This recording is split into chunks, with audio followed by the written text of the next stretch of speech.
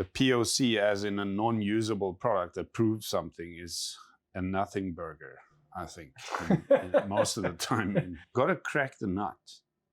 Even if you deliver something on a small fraction of their data, on a small fraction of their business, there's no escaping the chain of reasoning that needs to flow from the problem back to the solution.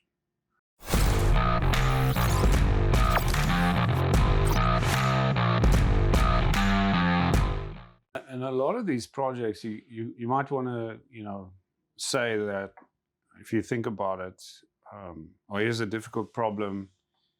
Let's build the client a POC. Okay. What does that really mean in a data science context? Are you going to sort of half solve the problem? What does a POC mean?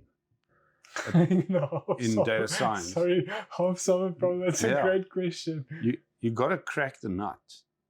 Even if you deliver something on a small fraction of their data, on a small fraction of their business, you have to still solve the whole problem. Yes. There's no escaping the chain of reasoning that needs to flow from the problem back to the solution. You got to have all those bits, and they have to be solid. Mm-hmm. And once you have that in place, what you've really proven is that you can deliver something. I see. But you still have to solve the whole problem. So a POC is not that much cheaper than an MVP, which would be a product that they could actually use and make some money out of. Understand. So we always go for the MVP. We will do a POC as such, if you want to look at it that way, by tackling one brand first and not all of the brands in one. Makes sense. You can do MVP for everyone. But talk about POCs, proof of in essence, that they're most looking for proof of concept. And as you're mentioning, you can't just, it's not like I don't know where in which world you can just build I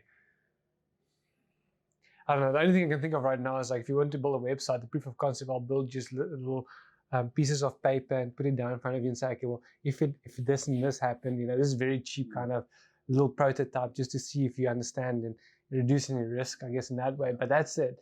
Like what you're saying is, you can't do that in this world. You need the data. Okay, cool. But once you have the data and now you just understand the data, now you need to model it, now you need to solve it. Now you've done a whole thing. And so it's going to cost. You've actually solved the problem. And you might look at it as semantics, whether we call it an MVP or a POC. That can also be argued. Are they the same thing? But if you want to kind of like put it in context, a POC to me is can you prove something with a minimal effort? Can you prove something with a minimal effort? I like it. So not spend millions on something that and then it's often a very small step from what we would look at as a cheap POC to give them something that'll actually help them properly, which is an MVP. Mm-hmm. They can use, and they don't have to do much more if they don't want to. But then the full-fledged product would be a scalable solution that is easy to bring in other brands or other users. It's got optimized parameterization of all the differences between different users. All the data everything is carefully designed and thought through. It's not just quickly put together in a pipeline that gives an answer. It's got more bells and whistles. It looks better. It's got testing. Easier. Yeah, it's easier to use, and often much more expensive to build, but not that much more expensive. I understand. So POC is cool. If you have a very big vision for what you want to do in the future, then your POC would be an MVP for your first brand. A POC, as in a non-usable product that proves something, is a nothing burger, I think, most of the time in data science or proper data science-driven solutions.